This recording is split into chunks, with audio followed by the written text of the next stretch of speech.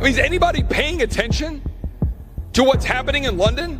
I'm going to say it here on the floor of the House and get the scorn of people when I say you've got a massive Muslim takeover of the United Kingdom going on right before our eyes. They would say, Chip, well, what is wrong with that? Well, I've got some pretty strong concerns about Sharia law and whether that'll be forced upon the American people.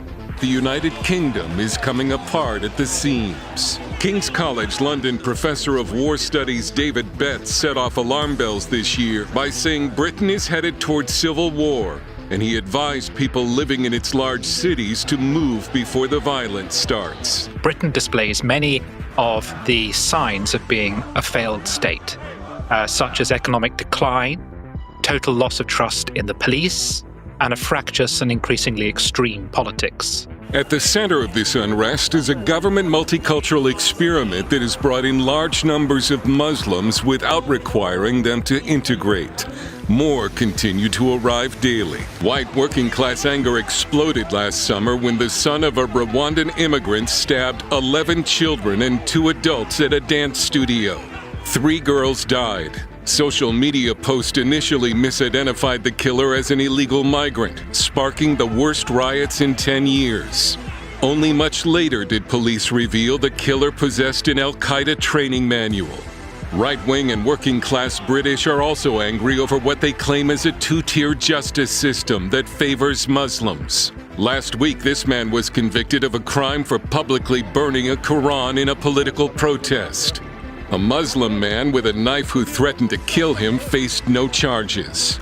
Lucy Connolly, a 41-year-old mother, is serving 31 months in prison for a tweet appearing to encourage violence against illegal migrants after the murders of those 3 girls in Southport. She got more jail time than some of the members of this Pakistani sex grooming gang, convicted for child prostitution and having sex with a minor. Add to this rising crime, Orwellian state censorship, and economic decline in many areas. Academic and news commentator Matt Goodwin. I think there is a widespread consensus in the country that Britain is a nation in decline, economically, demographically, and culturally. There are areas that are just as poor as Eastern Europe, as parts of the developing world, in Northern England, in some of our coastal towns. The perception is, among the white working class, that the state actively prefers ethnic minorities and is funneling resources their way. Some white working class people, they're saying, why is it they get hotel rooms? Why is it they get welfare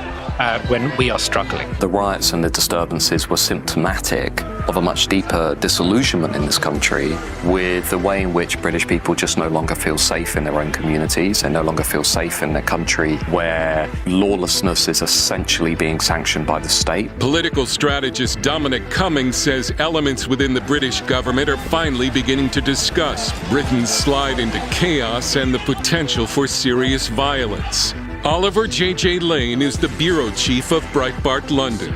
There are 2 sort of issues feeding into this, first of which is essentially civilizational collapse, which is causing a rise in crime and potentially civil unrest between ethnic groups. And then on the other hand, you have government incompetence and policing incompetence, and that creates that downward spiral. One pollster conducting focus groups in small English towns this year said the disillusionment was the worst I've heard. In every group, it was anger, despondency, or misery about the state of Britain that doesn't feel sustainable. One focus group member suggested Britain might need a coup. Professor Betts says civil war could also break out in France, as well as the United States. Stanley believes civil war in the UK could be avoided through the spiritual awakening already underway. There is something going on here. Church attendance is up. Young people are becoming more religious than ever. If there is a potential for change, it's going to come from society and the grassroots and ordinary people. It's not going to come from politicians. The famous British economist Adam Smith cautioned the prophets of doom when he said there is a great deal of ruin in a nation. In other words, it takes a lot to bring a country down.